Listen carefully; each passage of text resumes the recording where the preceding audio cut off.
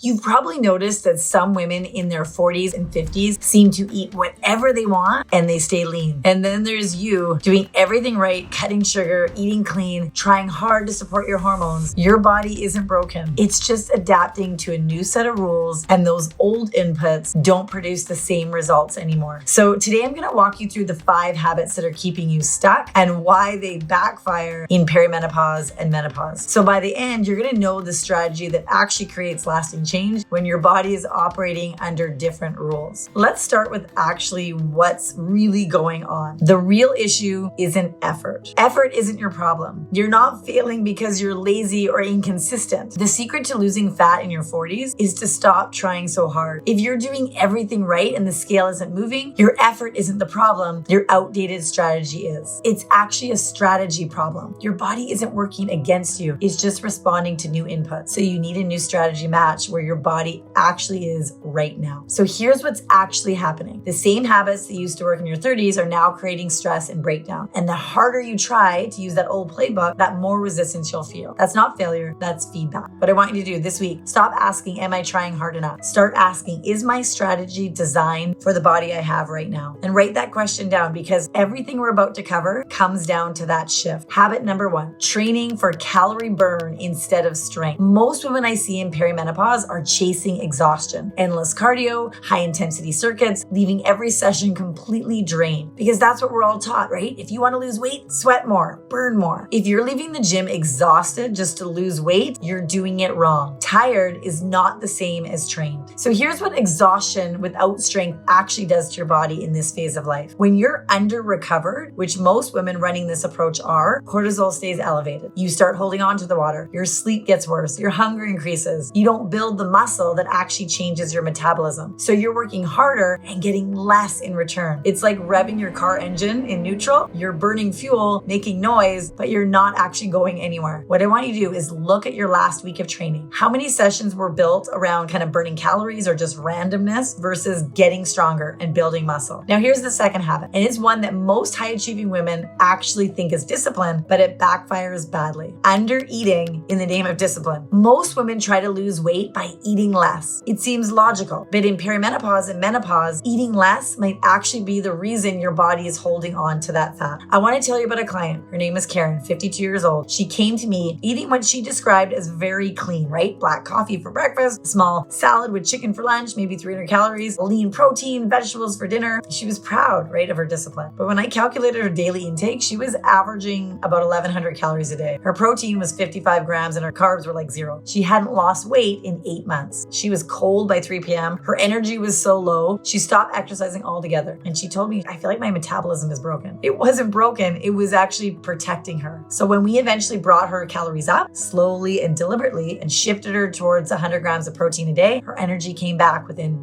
3 weeks. By week 6, she had lost 3 inches from her midsection. And by week 12, she's like, I cannot believe I'm eating so much more and I'm losing fat. I don't feel like I'm starving. The brutal irony here is that women try to lose weight by eating less, and then they accidentally create that exact physiology that makes their body want to conserve energy. As estrogen drops, your body's ability to repair and build muscle takes a significant hit. This week, I want you to track what you're actually eating, not to restrict, but to assess. Now, to the third habit. This is a trap that keeps women stuck in the safe zone forever. Avoiding load because recovery feels harder. So when you start feeling fragile, joint pain, feeling weaker after training, you might think the solution is avoid the weights, right? Do Pilates, do yoga, stay in that comfort zone. If you never load tissue, your tolerance for it never improves. Muscle is a protective organ. Your body needs it more than ever right now. Here's the thing most women don't realize. The joints that feel the most painful and unstable are almost always the joints that are the most under-muscled. Muscle absorbs force. It protects your joints. It creates stimulus your body needs to stay dense. It's not the thing making you feel fragile. The absence of it is. The answer isn't to lift heavy recklessly. It's progressive overload. Body weight first, if that's where you're at. Then you add load. It's steady progress, right? Your joints don't need rest. They need the right kind of stimulus. Lifting heavy isn't the problem. Lifting randomly or not lifting at all is. You don't avoid the weights because you feel sensitive. You use a clear, steady plan so your body feels feels safe enough to improve. Okay, so now habit 4 is the sneakiest because it actually feels responsible, right? It feels like you're never really getting that real progress. Treating symptoms as problems to eliminate. Here's the pattern I see constantly. Bloated, she removes carbs. Tired, she stops training. She slept poorly, she adds extra cardio to make up for it. Everything is reactive. Stop trying to fix every symptom. Start treating your body's signals as data, not danger. Your body gives you more feedback now than it used to. More signals, more symptoms. And most women interpret that feedback as danger. It isn't. Fatigue, bloating, soreness, they are signals that something has changed, not signals to stop, signals to adjust. The woman who stops training every time she's tired never builds the consistency so she can create real adaptation. When you start tracking your symptoms as data, right, sleep quality, energy levels, cravings, you stop panicking because you're building a system and systems create progress. This week, pick one symptom you've been reacting to, bloating, fatigue, soreness. Instead of cutting something out or stopping training, write down what it might be telling you. Is it your recovery? Is it your fueling? Maybe your training load, your stress? Data, not danger. So now the 5th habit, and the one that surprises